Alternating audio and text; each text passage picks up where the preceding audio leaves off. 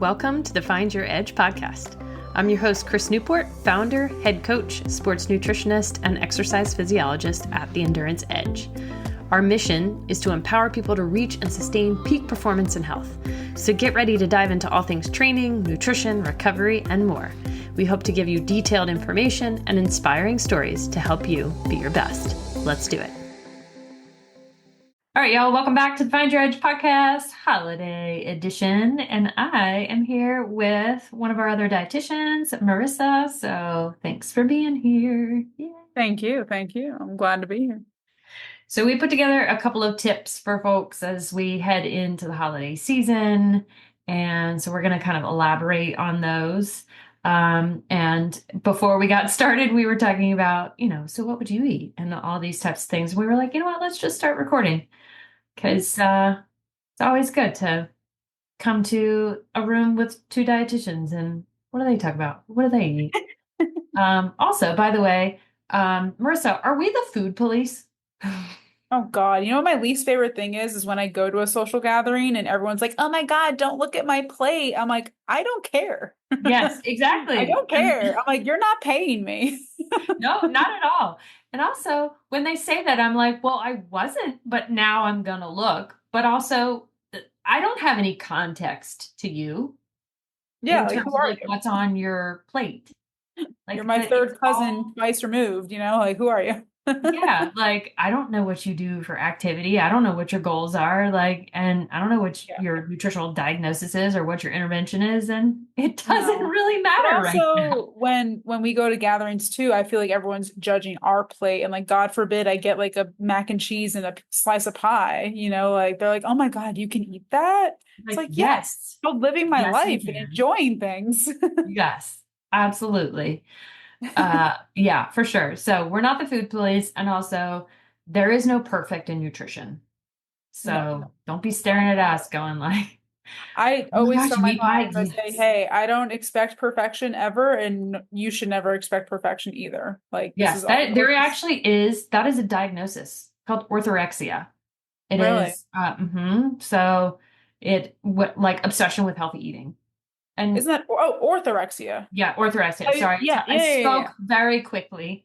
Yes. I thought you meant there's a eating disorder about perfectionism and you called it I thought you called it perfectionexia. Yeah, perfectionexia. We have made up our own new diagnoses. DSM-5. Yes. But yes, orthorexia, which is the obsession with healthy eating. Yes. And the tricky part about nutrition is that we don't know enough, and everybody is so different. So, not everybody should be taking one type of supplement or eating X type of food or, no, sorry, guys. Everyone is a snowflake. And since we're going into the holiday season, I can say that now. You so can. That was amazing, Marissa. That's what I tell all my clients. Everyone's a snowflake. And not the offensive, in the offensive way. No, just in everyone's different. Sure. Yes, it's so true. It's so true. So now that we're headed into, so many gatherings and parties and all this type of things, and I know people really struggle with, now there's a bunch of new foods. We only have this type of Christmas cookie at Christmas. I get that, right? You're surrounded by all these different types of options and people and all kinds of stuff. So what are some strategies to help us out at gatherings? So this was one that we were talking about right before we got on. And like I said, I was like, let's hit record. Tip number 1, don't go to a gathering starving. So tell us, first of all, what should we do instead? And should we just not eat the entire Thanksgiving day, for example, or whatever holiday it is, party that you just starve yourself all day because you know that you're going to eat this massive meal or whatever. So I've opened the door wide open for you, Marisa, and go. I think a lot of people's mindset around social gatherings around the holiday time is oh, okay, I'm not going to eat all day, so I can just eat whatever I want at night. And then they eat so much or they overindulge that they then feel even worse, even though they didn't even eat that much during the day. And I think that just opens the door for you to overindulge and eat more of the foods that you didn't necessarily want to eat that much of. So I usually tell most of my athletes or my clients, like, eat normal throughout the day. Like, have a good breakfast, have a good lunch. And then when you get closer to the time that you're going to go to this gathering or have people over for dinner, have like a quick high protein snack beforehand so you don't go to this meal starving. Because I don't know about you guys, but like if I ever go to a restaurant starving or the grocery store starving, like I'm always going to order like three more appetizers than I would have ordered because, my stomach is bigger or my eyes are bigger than my stomach in that time. Or like I'll go to the grocery store and be like, oh, that sounds good, and just buy random things I'm never gonna actually eat. But it's just like it truly is a different like mindset. So like if you go into this meal and you've, had a pretty good, a lot of color, a lot of veggies, a lot of protein throughout the day, ate consistently, maybe even got some movement in because that's really helpful too.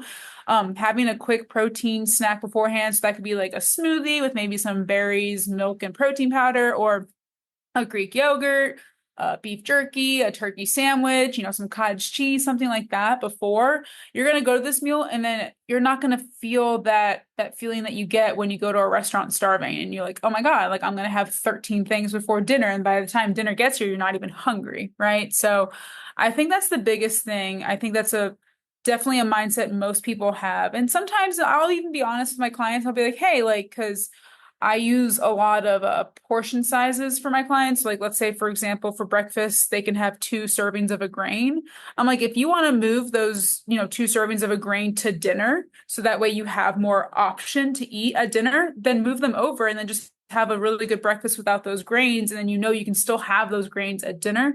So it's kind of like a puzzle piece that can move around. So if you normally have like a cup of oatmeal, two eggs, and some berries, maybe do a half a cup of oatmeal, two eggs, and some berries, and then save that other portion for dinner. So you have a little bit more to kind of wiggle around with. Hopefully that makes all sense. But that's Yes. kind of Yeah. how I usually navigate it with my clients. That way they also go in there. And another really good thing, and we can get into this in a minute, is maybe find out what they have to offer before you go. So that way you can kind of figure out what you already want to eat before you even get there. That kind of helps you with your mindset as well, especially with people who deal with like social anxiety or food anxiety around others. I know some people kind of don't like to eat in front of other people, fear of judgment, whatever it may be. So if you can maybe find out what they have to offer, that might help you also navigate that as well. Yeah, no, I agree. And that kind of ties into one of our tips, which is like, you know, making or bringing your own dish. If it's something maybe that you won't like, or that you'll like too much, or want to eat too much of, or something along those lines. Also good and helpful if you have like allergies or celiac disease or something that I've had clients who their families are just not generally supportive of the things that of some of the restrictions that they have, whether it be Yeah. some sort of food sensitivity or whatever, and they're like, or a vegetarian, they're like, nope, we're gonna have all things meat. It's like, well, Yeah. gee, thanks, friends and family. So everybody's situation is unique, but we all kind of have something funky. So, if you have your own dish that you like and is healthy and gives you a good option, that at least helps Fall things. And back. then yeah, and then to your point, like not going in starving. I usually am like kind of strategic. If I know I'm going to eat a little bit more, I'll do like a hard workout or a longer Exactly. bike ride or something. And it's Like like, do movement. That way you yeah, also just kind of feel like, if you're just sitting around all day not eating, then you go to a giant, a meal and eat everything. Like you're not gonna feel it's gonna feel like you're a lead balloon? yes. Yeah. And then there's the guilt and the shame that go with it. And then Yeah. the next day you go into that cycle of like, well, maybe I shouldn't eat again. And it's this kind Yeah. of disaster of I do want to fasting clarify protocol. though, you don't Yes. need to work out to eat. So I want to make sure Correct. Yes. we I get think that is that. a That's not Mhm. what we mean. We just mean that getting movement, getting steps throughout the day, it kind of helps you get hungry. It also helps you want to eat. It helps you just feel a little bit lighter and better. It's not necessarily for you to earn your food. It's just for No. you to kind of feel a little bit, I don't know. I always feel better when I get some steps in, some sunshine, some workout in. And generally when I work with athletes too, and that's kind of what we'll get into as far as like how to build a balanced plate, but you could always base your plate on your activity for that day as well, so you can kind of help navigate what you need to have just to kind of help recovery from exercise and repairing your muscles.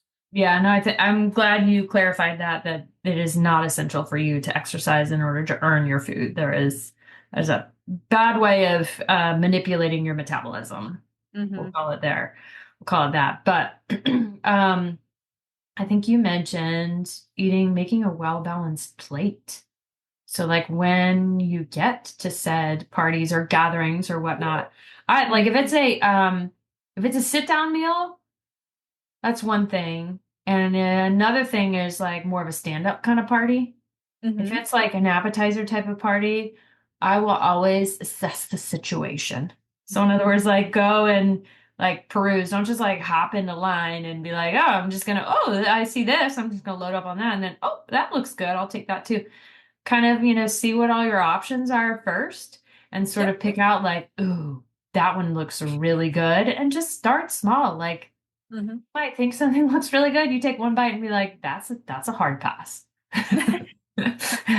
And now you have a ton of it on your plate, which is a tip that goes along with it of like, if you are going to eat something, don't just grab it off of the like communal plate, put it on a plate first, Hmm. right? So that your brain kind of like registers. But if we're at a sit down meal, what are some of the main things that we're looking for in terms of what goes on our plate? Yeah, So so again, if you are someone who's more of an athlete, I think there's two different ways, depending on whoever's listening right now. If we're just, regular person who exercises, I think the best thing you can do when you're building your plate is to definitely make sure you stock up on protein. Protein is the most satiating macronutrient. The macronutrients are carbs, fats, and proteins. Protein is what gets us the fullest, the quickest, and the longest. So definitely want to make sure you load up on that. And then you definitely want to incorporate some sort of color or roughage because generally when it comes to veggies and color, you can have a higher volume, with not a crazy amount of high calorie if you're trying to maybe eat more food and not feel necessarily you're eating too much. The roughage kind of allows you to have a higher volume without necessarily eating, overindulging on higher calorie dense foods. And then I say the rest of the plate, have fun, like leave a quarter of the plate for, that mac and cheese, the cornbread, whatever is pie. tickling. And so pie. Well, that's the second plate. That's not the No, first plate. sorry. Come on. That's second plate. We're talking first plate. And then when you build that plate, definitely eat the protein first, or try to eat as much of the protein as you can first, because that, like I said, that's going to get you full. So if you are someone that struggles with hunger cues, which we'll get here in a second as well, if you're someone who struggles with knowing when you're full or eating past fullness just for the sake of it tasting good, then I would recommend the protein first because that'll kind of help your body give it enough time to be like, oh, okay, we're eating satiating food, we're getting full. Like, I'm not going to want to eat as much as the other stuff because I'm feeling full already. So I definitely would incorporate, or I definitely would insist on eating your protein first, getting that roughage, and then, obviously having all the fun stuff as well. But to circle back to the hunger cues, and this is for any time, um, not even just for social gatherings, but anytime. I do hunger cues on two different scales, the hunger scale and the fullness scale. I know some people do hunger fullness as one scale. I like to do it on two. Um, but hunger scale on a scale of 1 to 10, 10 being like you're going to eat someone's face, you're so hungry. Generally, I would like you at like a 6 or 7, where it's like you're not like, oh my God, ravenous, but you could eat, like you're hungry. You definitely don't want to go into a meal at a 2, right? But you definitely want to feel hunger, but not overly starving. That's why we had said eat a protein, high protein snack beforehand. And then you never want to leave a meal on a scale of 1 to 10 on the fullness scale, 10 being like, I'm going to vomit. I feel so full. The same thing. I want you at like a 6 or a 7 where you can have a couple more bites, but you're content. You can say 6 or 7 out of 10 or like 80% full, right? So I would definitely recommend kind of staying in that 6 or 7 range before and after to kind of allow you also to have time and for your second stomach, your dessert stomach, because it is proven science that there is two stomachs and it's one. Marissa, did you know me when I was a kid? Be like, this is my dessert hole. Exactly. You have a second stomach and it's your dessert Yeah, stomach. yeah. Proven science. That's Um, right. But if you go to 6 to 7 on the fullness scale for your meal, that at least allows you, given an hour after, after the meal to dessert, to have some ability to also, indulge in a healthy way on other things as well. So Yeah, hopefully that definitely. answered all your questions there. Yeah, no, and the indulging part, always remember that the first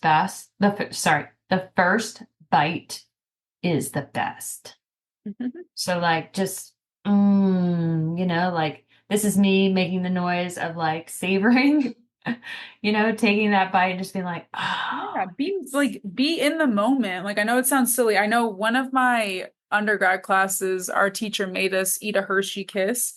And as we were eating, she was like slow, it was very ASMR like. It was like slowly bite it, think of the texture, think of the flavor, like really being in the moment with your food. And I think a lot of people mindlessly eat, especially at social gatherings when you're talking and you're no, yeah, around. for sure. Like, so if you're gonna have that dessert, you want your brain and your gut to be on the same page.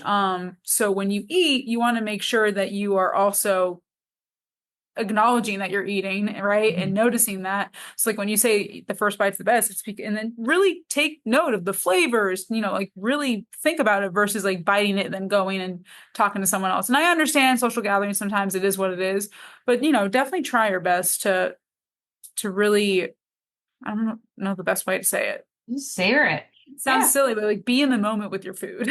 Yeah, totally. Totally. Um, and which I think ties in nicely to one of the tips I had, which was address the stress. Mhm. So, many people have, like you had mentioned, social anxiety. There might be some social anxiety, or maybe there's certain gatherings that perhaps make them feel a little bit uncomfortable. So it might be stressful going into it anyway. So doing the things like Marissa had mentioned, if it makes you feel good to go get some exercise or be outside, like do those things, addressing the stress before you go in, because, we tend to either undereat when we're stressed or overeat when we're stressed. And of course, that's Yes. why so many people tend to gain weight during the holidays is because they're overstressed. And now we have so many different options for food Mhm. and we haven't addressed the stress going into things like this, then it just causes us to overeat, and then it just the cycle perpetuates itself with the shame and guilt and over exercising or over limiting foods later on and Yeah. during it can just be so therapy is a wonderful thing, get a warm bath, a good book, like Yeah.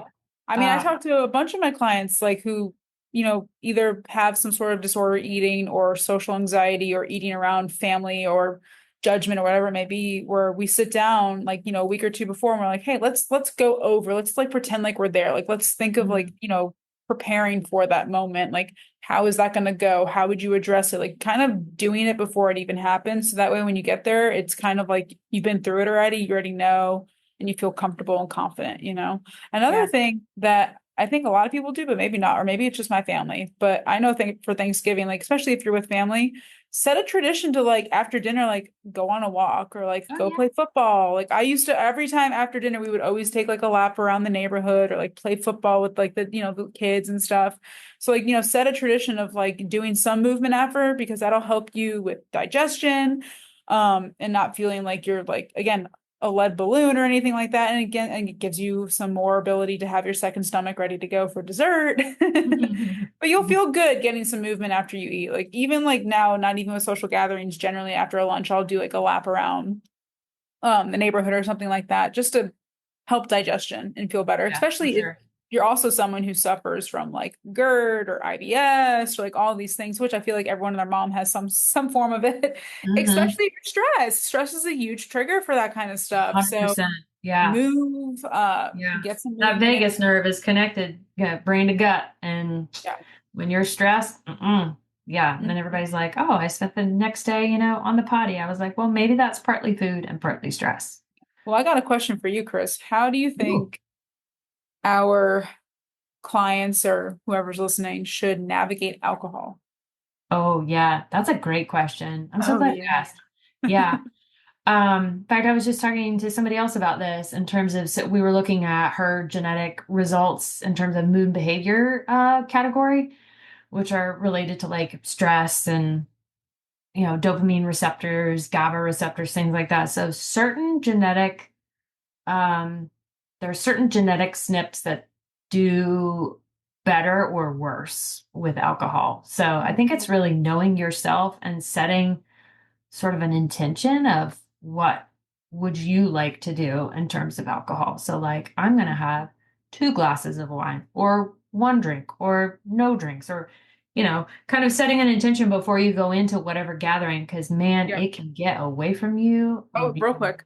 fast, really Yeah. fast. And I know for me, as much as I enjoy a glass of wine and or like a fun beer, if it's very late, like if it's past my bedtime, it's not like I've pretty much have to kiss the next day goodbye. Like I will Seriously. be worthless. Yeah. Now, not everybody is like, I mean, but literally I will sit the whole day on the couch and not be able to The worst function. thing. Yeah. And then it kind of stinks because it's like, well, I really want to get out and get some exercise, but I am so zapped, or, Yeah. I really need to do this chore or whatever. And I'm like, I'm so it is becoming less and less worth it for me Yeah. because of the after effects, but to each their own. I Yeah. mean, at the end of the day, as much as I hate to say it, but it's just science is the how we process alcohol. We basically turn it into poison and then we have to get rid of it. I mean, at the end of the day, alcohol is trash. It really is. And Really is the worst thing. it is. And I know that is such the basis of so many different social gatherings, Yeah. which, is a whole nother ball of wax and could be like multiple podcasts, because Literally. there is Yeah. a pretty hefty wave of people who are foregoing alcohol.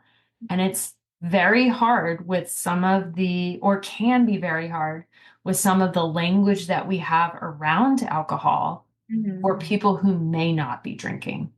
Like, you know what I mean? Like, so if you're sitting down and everybody's drinking, but you are not, you might get and whether people intend to do this or not, you're probably going to get some questions or some pushback, some sort of social It's or funny you peer say pressure. that because I'll say it's funny you say that because I don't drink ever, like at all. And I go out with my friends who are all drinking. I've been to bachelorettes, I've been to weddings. I I'm know, and just you're in not a Kentucky, drinker. like right in the midst of, I'm around bourbon all day. yeah. And I don't drink. I don't like how it makes me feel. I don't respond well to it. I really feel like I'm allergic to it because I get wasted off of like half a seltzer. It's just not worth it to me. But what I've been doing, which I feel great about, is I've been making like these really fun mocktails while everyone else drinks.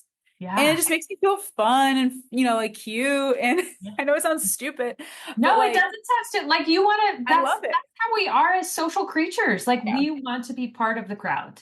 Period. Yes. End of And the story. amount of the amount of questions I get, oh, why aren't you drinking? Like you said, like it happens. And I remember even in college, I I've never been a big drinker. Even in college when we'll be out at clubs or bars or whatever, I'll have like, those random guys that come up to you like, why aren't you smiling? Why aren't you drinking? And it's just like, who are you? Why are you asking me this? Right. And I think generally at these social gatherings or Thanksgivings where you're with family, most of those people know you and won't question you. So that's the first thing. Or let them know beforehand so you don't feel like there's pressure. But have a fun mocktail, make some cute stuff, Yeah, get a cute totally. glass. That way you feel, like you're still involved. Or what I generally do if I'm like out with friends, I'll get like a diet Sprite and a lime so it looks like I'm It drinking and does. they don't question. Yes. Yeah.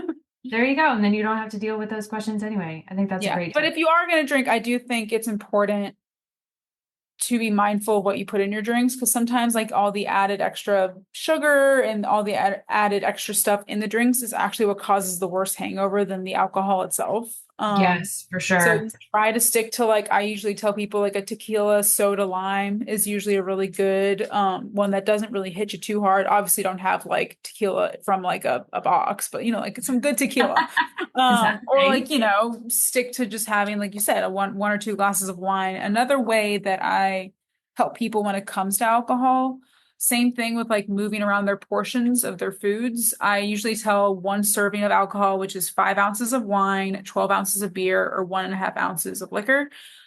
Essentially, one drink is equal to a serving of a grain and a fat. So I usually tell people, like, hey, like if you have a grain for breakfast and a fat for lunch, and you want to have a drink that night, then just move those to dinner. And then that's your drink. So then you feel at least better knowing like, okay, like I'm sticking to what I need to do. Obviously, alcohol is not better than a grain and a fat, but you at Right. least know that you're not overindulging too much. So that's another way to kind of go about it if you do have kind of like a meal plan like that. Obviously, not everyone has that.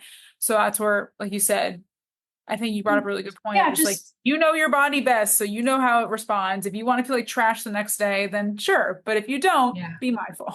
And yeah, and it's, in fairness, we as humans, we don't plan well. We don't think of our future selves very well. We are very much in the now. We respond to motivation in the moment. And, it's very hard to think of, well, what is future me going to think? Um, Maybe I'm different because that's all I think of. yeah, and like, like both of us said, I'm like, it ain't worth it. And it's getting more and more difficult to clear all After that. 25, man, it's downhill with alcohol. Like I can't drink the way I used to. I'm telling you. Another thing is you can have a drink and then switch to a glass of water, and then that way it kind of spaces it out better for you and also hydrates you because alcohol is a diuretic. So we want to make sure that we're also staying hydrated.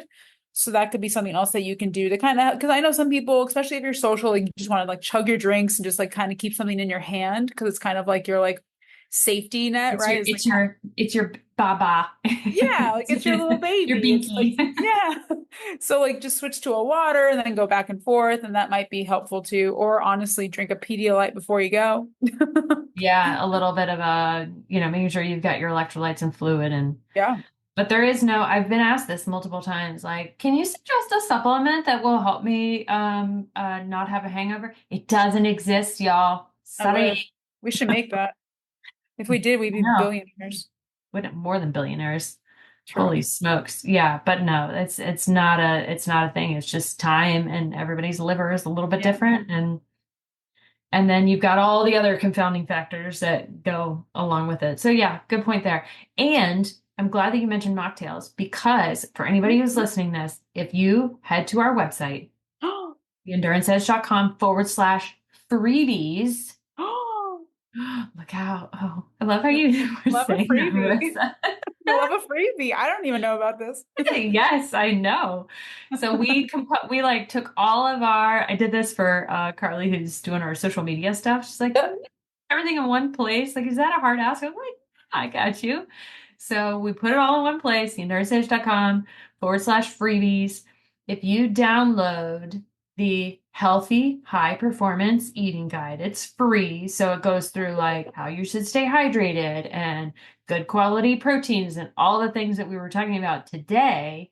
If you download that, you will also get some free holiday recipes. And it includes some mocktails and Oh, some like, fun. yes, my favorite, like one of my favorite cranberry sauces, like what to do with your leftover turkey. So some recipes with pictures and nutrition facts and all Yeah. that stuff. So that will only be there while the holidays are going on and then it will go away. So if you want You it, better get it. you better get it. You Better better get it. get it. I will say another really good mocktail is using tart cherry juice Oh, because yes, I will add that tart one cherry in juice very is like soon. some ginger beer and like a little bit of Oh, lime. delish. Yes, and it will go with that hard workout that I just did Exactly. beforehand. Love Exactly. it. We're so good, Marissa. Right. We're fabulous. All right, y'all. Well, have a wonderful holiday. Thank you for listening. Marissa, thanks for being my partner in crime today. Of course. It's an And honor and a yes, privilege. yeah. Don't forget theenduranceedge.com/freebies, and we will catch Yes. you on the next one. Do Thanks, it. guys. Thanks for listening to the Find Your Edge podcast. If you like what you heard, don't forget to subscribe on your favorite podcast platform so you never miss an episode. And if you're interested in learning more about our endurance coaching, sports and wellness nutrition, metabolic and sweat testing, triathlon training team, or our triathlon training library, be sure to check us out at theenduranceedge.com. And don't forget to follow us on social media at The Endurance Edge. Thanks again, and we'll catch you next time.